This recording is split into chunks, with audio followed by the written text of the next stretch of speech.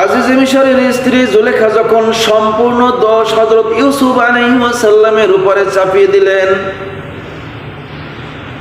তখন হযরত ইউসুফ আলাইহিস সালাম কি জবাব দিয়েছিলেন আল্লাহ রাব্বুল আলামিন 12 পারা সূরা ইউসুফ এর 26 নং আয়াতের মধ্যে জানিয়ে দিয়েছেন, ক্বালা হিয়া রাদাতনি আন নাফসি। ইউসুফ আলাইহিস সালাম বললেন, সেই তো আমার থেকে সে উদ্দেশ্য সাধনের জন্য আমাকে ফুসলাত ছিল, অর্থাৎ জুলেখা সে আমার প্রতি আসক্ত হয়েছিল। ওয়াশাহিদা শাহিদুম মিন আহলিহা, আর এই অবস্থায় সে রমণীর পরিবার বর্গের জনক সাক্ষ্য দিল যে আনা কমিসুহু কুদ্দা মিন কুবুল, যদি তার জামাটি সামনের দিক থেকে ছেঁড়া থাকে, ফাসাদাকাত, তবে রমণী সত্যবাদিনী, অর্থাৎ জুলেখা সত্যবাদী। ওহুয়া মিনাল কাযিবিন, আর তিনি মিথ্যাবাদী, অর্থাৎ ইউসুফ আলাইহিস সালাম মিথ্যাবাদী। ওয়া ইন কানা কমিসুহু কুদ্দা মিন দুবুর, আর যদি সে জামাটি পিছনের দিক থেকে ছেঁড়া থাকে, ফাকাযাবাত,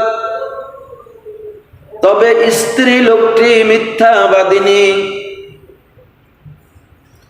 অর্থাৎ জুলেখা মিথ্যাবাদিনী।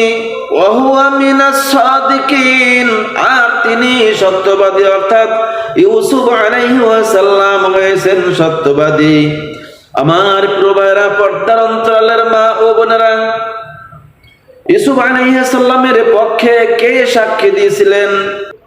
উল্লেখযোগ্য ইবনে কাসির তাফসিরে বর্ণিত হয়েছে, জুলেখার পরিবারের মধ্য থেকে একজনে সাক্ষী দিয়েছিল। কোন কোন বর্ণনায় এসেছে যিনি সাক্ষ্য দিয়েছিলেন তিনি হয়েছেন একজন বয়স্ক লোক, এবং তিনি ছিলেন জুলেখার চাচাতো ভাই। অন্যান্য বর্ণনায় রয়েছে যিনি সাক্ষ্য দিয়েছিলেন তিনি ছিলেন একজন নবজাতক শিশু। তিনি সাক্ষ্য দিয়েছিলেন, অর্থাৎ দুধের শিশু কথা বলতে পারে না, কিন্তু তার জবান থেকে আল্লাহ রাব্বুল আলামিন জবান খুলে দিলেন। তিনি এই ফয়সালা দিলেন, যদি ইউসুফ আলাইহিস সালামের জামার সামনের দিক ছেঁড়া থাকে তাহলে জুলেখা হয়েছে সত্যবাদী, আর যদি ইউসুফ আলাইহিস সালামের জামাটি পিছনের দিক থেকে ছেঁড়া থাকে তাহলে আজিজ মিশরের স্ত্রী অর্থাৎ জুলেখা সে হয়েছে মিথ্যাবাদী। এবার আজিজ মিশর কি বিচার করবেন? আল্লাহ তাআলা 28 নম্বর আয়াতে বলেন, ফালাম্মা রাআ কামিসাহু কুদ্দা মিন দুবুর, অতঃপর যখন আজিজ মিশর তার জামাটি পিছনের দিক থেকে ছেঁড়া দেখলো, ক্বালা ইন্নাহু মিন কাইদিকুন্না, তখন আজিজ মিশর বলল, তা তো তোমাদের স্ত্রীর জাতির ছলনা, অর্থাৎ এটা তো স্ত্রী জাতির একটি ছলনা মাত্র। আমার প্রিয় ভাইরা, পর্দার অন্তরালের মা ও বোনেরা, সর্বশেষ হযরত ইউসুফ আলাইহিস সালামকে আজিজ মিশর জানিয়ে দিলেন, ইউসুফ আরিদ আন হাযা, হে ইউসুফ এই প্রসঙ্গটা ছেড়ে দাও, আজকের ঘটনা ভুলে যাও।